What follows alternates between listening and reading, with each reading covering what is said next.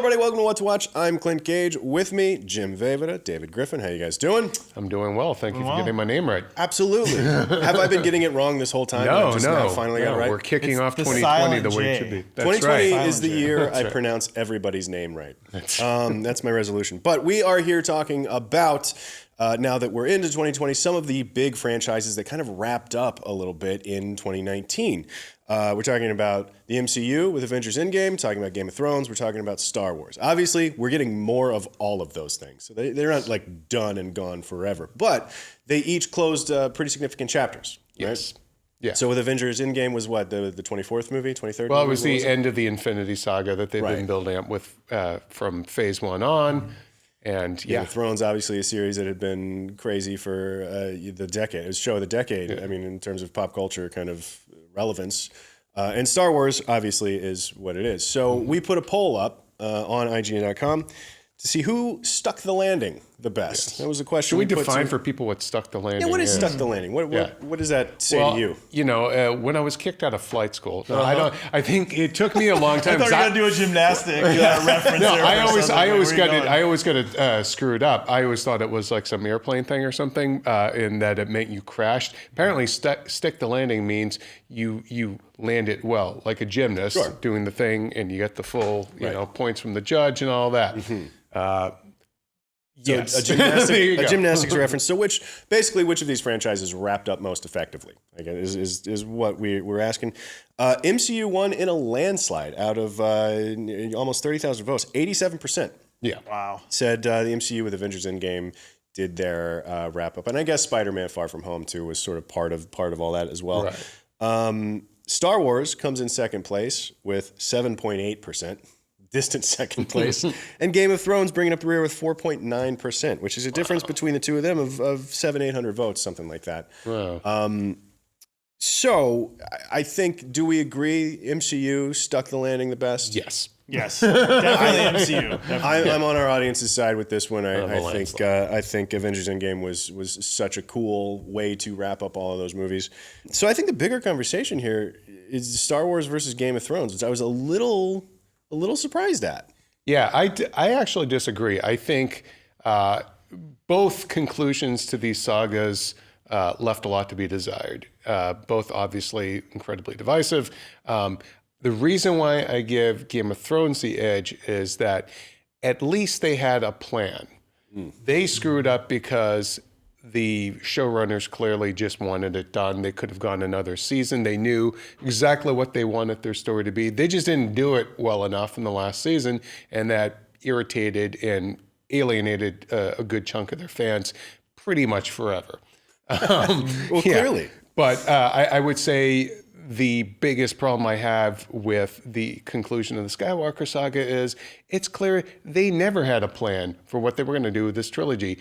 Lucasfilm, Disney spends $4 billion to get Lucasfilm, starts this whole new trilogy, and they put more thought into putting out release dates than, what they were going to do with each of these episodes. Now, that's being a little glib about it, but not by much. But clearly, since Rian Johnson had a very different idea for something as significant as Rey's parents to what J.J. Abrams and the screenwriter Chris Terrio have been saying of late now that the movie's out, to me, it's just unforgivable that you would create this new trilogy and not have, forgive the pun, an end game in mind for it. And even, you heard it on Disney's side from Bob Iger, the Disney boss, even said, I think maybe went a little bit, too fast, too soon with Star Wars. They tried to get out a movie a year, and maybe that were a movie or two movies a year, and that maybe works with Marvel, but as we can see, it doesn't work with Star Wars. Because they didn't have that solid game plan.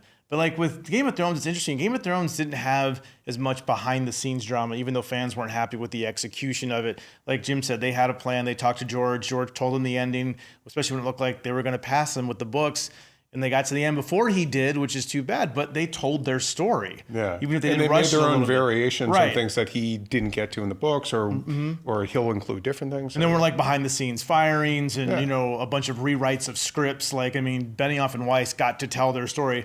For better or for worse, it was their story from start to finish. There is something to be said for a consistent creative team being behind the whole thing. Because and again, like Colin Trevorrow was originally attached to do Episode 9 for Star Wars, and then he got fired kind of. Was it even before Last Jedi came out? I think I believe it was before. He was lined up to direct it for a long time, and then he got replaced with J.J. Abrams. He's one of several directors that have been fired by Star Wars. It's Right. almost like well, I was going to make a bad analogy. I won't do it. Okay, I'll fair save enough. myself right You here. do wonder what's going on behind the scenes, especially with Phil Lord and these guys. You wonder, it's like, oh, maybe they're not great directors. Be like, wait a minute, I just saw Into the Spider-Verse, and that was our 20. What year are we in? 2020. That was our 2018 movie of the year. So I mean, there's a reason. Like those guys are talented. Like what's going on behind the scenes that we're not seeing? There's something going on behind Lucasfilm right now that's not right. Yeah, and I think with Game of Thrones, that HBO did now with these subsequent shows they want to do, they pulled the plug on one of them, but they're going forward with another one. They clearly want to have sort of a creative course set for it. And I think just to reiterate my kind of overall position, like I respect the readers' choices, but I feel like they're voting out of current emotion. I think if we put that poll up 6 months from now, people might say something differently. Recency bias. Well, yeah, because I feel like like the minute the backlash to Rise of Skywalker broke, I'm like, yeah, JJ is the new Benioff and Weiss. Like he's dead to these people now. Woof. Yeah. Poor guy. Well, no, he's anything but poor. He's super rich. Yeah. He got like 600 million or something. He's doing for okay. AT&T or whatever. His family's eating. Yeah, they're eating. But yeah, I do. I'm kind of with you guys about. I do think Game of Thrones actually stuck the landing, even if the ending of it isn't as satisfying as people hoped.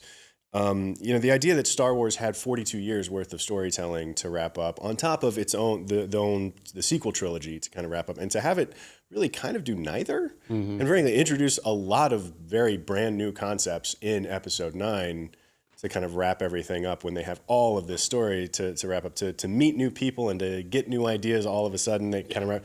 I wasn't a fan of that. At least Game of Thrones used what they had. They didn't introduce anything brand new in the last season to wrap everything up. As disappointing as it may or may not have been, it at least used what it had, which I prefer. I think both conclusions to Game of Thrones and to Star Wars relied on rushed narratives and sort of Deus Ex Machina kind of events happening. And I think that's one of the big frustrations people have with Game of Thrones was they could have taken their time. I think some of the decisions, like, spoiler, Dany going to the dark side was earned, but it happened so quickly and everything. Like I think could have been earned. I think they could have. They had a plan, and they had, for the most part, a lot of narrative beats that felt like would be satisfying. Yeah. But they just were like so hell bent to just get it over with. Get it done. And I think they were the only ones that felt that way because HBO would have let them keep going. Oh, sure. Everything. Yeah. So. Well, let's talk about these things moving forward. Obviously, we're getting more movies in the MCU. We're getting a whole Phase 4, but they're adding the Disney Plus series. Mandalorian was on Disney Plus as well, sort of Star Wars venturing into live action series. Getting Kenobi. I was gonna say, I think Mandalorian Getting is kind of Kenobi. taking some of the sting away Yeah. from the Rise of Skywalker, because I think no matter Baby what Yoda heals all exactly. wounds, No man. matter if you're sitting around with some friends and you're arguing about politics or sports, whatever that may be, you show a picture of Baby Yoda, everybody's like, no. We can all agree on That's Baby fine. Yoda. We all like Baby Yoda. It's bringing the world together, and that's Right. always a good thing. So I mean, I think that this fact if Mandalorian wasn't around, I think Rise of Skywalker might still be in our brains a little bit more. Yeah. But I'm thinking a lot more about Mandalorian lately, even though it just wrapped up its first season, than I am Rise of Skywalker. Yeah. Right. No, that's a very good point.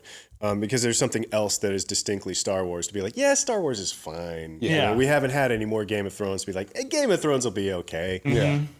So anyway, all that to say, MCU, Avengers Endgame did it right. Yep. In a lance to 90%, almost 90% of our audience agrees with that. I would swap Game of Thrones and Star Wars though. Yeah. I agree. I would too. swap those two. Right. Yeah. Well, you already let us know what you thought about that in the poll, but if there's more to talk about it, let us know in the comments down below. And as always, subscribe to IGN wherever you like to watch. We'll see you next time.